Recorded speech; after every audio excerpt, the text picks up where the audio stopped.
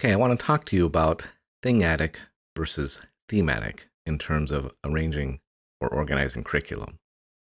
Both can provide a purpose for the learning, so this is good.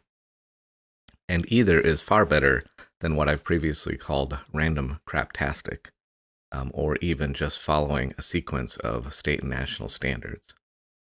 Thingatic could be something like we're studying the apple, the Olympics, food, potato. You think that'd be rich. Okay, we could talk about the potato famine and there's all this stuff, but you're still focused around this thing.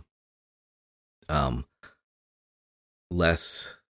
academic things like, fractions or plants, or measurement, versus thematic, which is more of a concept.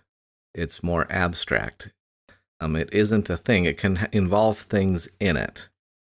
And it's hard to differentiate these because the reality is it's probably a continuum, and there are no hard definitions between the two, and there really isn't a wrong answer here.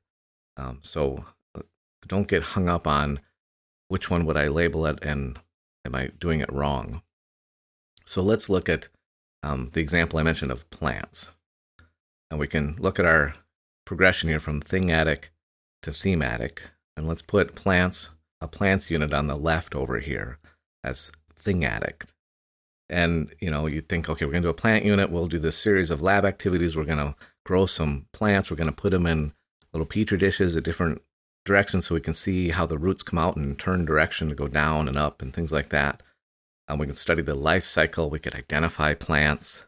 We could do leaf collections, all sorts of things like that. We could look at flowers and fruit.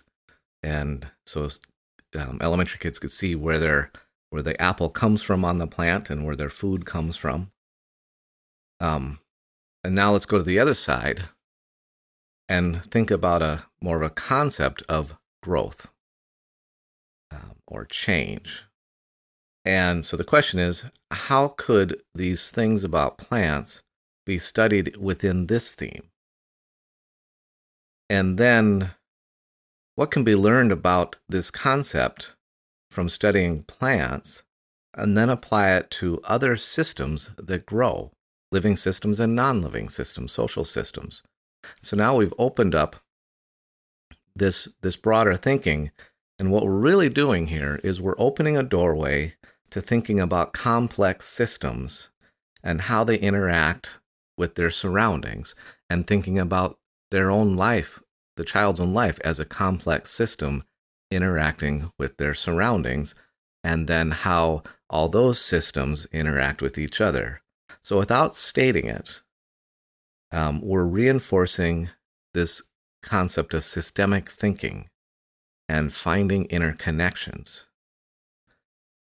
So now this makes the study of plants much more than just learning about plants, to something that can apply to the student's understanding of themselves.